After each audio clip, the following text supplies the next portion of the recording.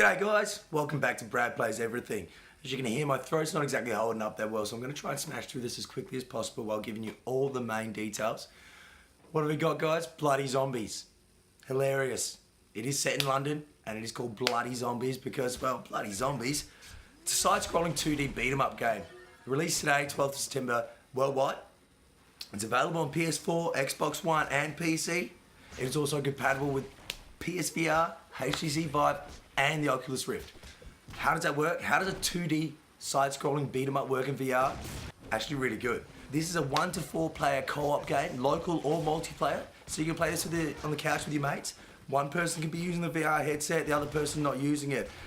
You can play online with any sort of combination of VR users and non-VR users.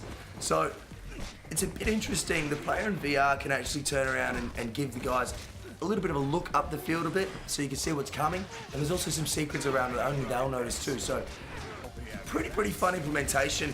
I think something like this is bringing gamers together. You know, when we can play cross-platform on different VR headsets and, you know, things like that in previous games. Actually being able to play with my headset against a mate that has the game that doesn't have VR. How cool is that? It gives so much multiplayer options to a fairly niche market still at the moment. The style of gameplay, look, think of all the games that I grew up in an arcade. I was going to say you guys grew up, but some of you might be younger. You know, like Streets of Rage, Golden Axe, what else was I thinking? Double Dragon, you know, side-scrolling beat 'em up. It gets back to the roots of this sort of stuff, guys.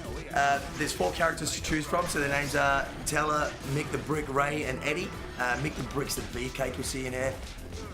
Look, I am going off notes because my throat is not holding up, so bear with me looking down a little bit, okay? Pick up health and power-ups, which make a satisfying little bloop sound, which is really cool. I feel that sound was like long lost in arcades of times gone by.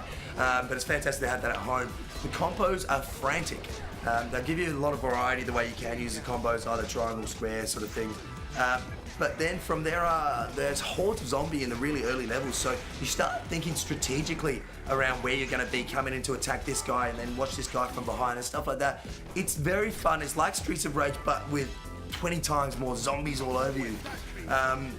I tried to run away from them, but the game actually gets you stuck in a little phase, so it puts up these red walls, and you can't really go past that phase.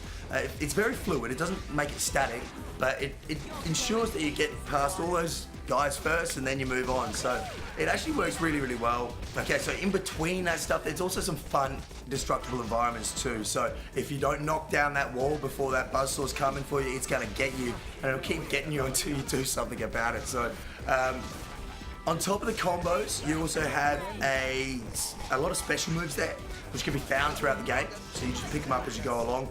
And you learn them throughout these various stages. Basically left, right, triangle, left, right, circle does these sorts of special moves.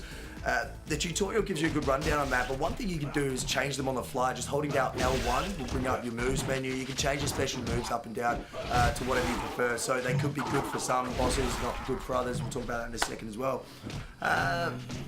Look, I think that's allowing for some really interesting character development. If you're able to sort of mold these guys your own way and use specific moves, whereas other people use different moves, should make quite an interesting online experience. So weapons can be picked up, and yeah, some of the weapons in this game are pretty crazy. So the weapons will break in the end. With this style of gameplay, the weapons always break.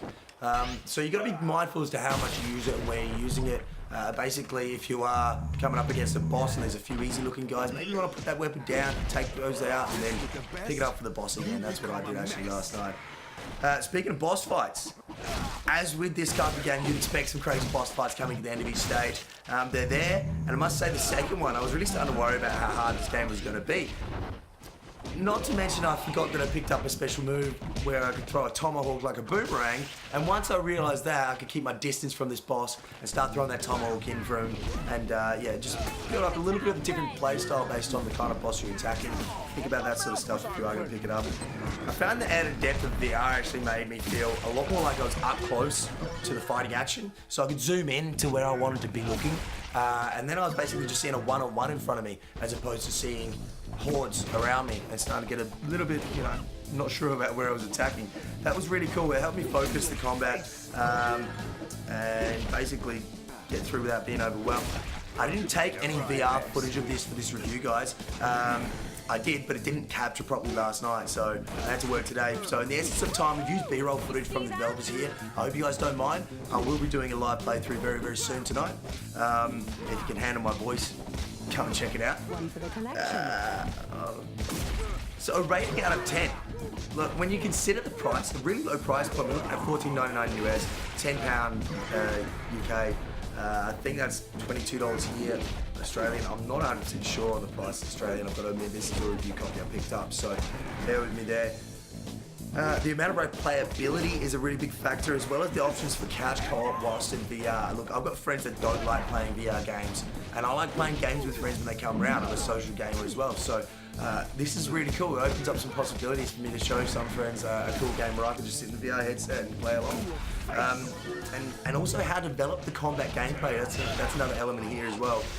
To give it a rating out of 10, I've got to go with a 9, guys.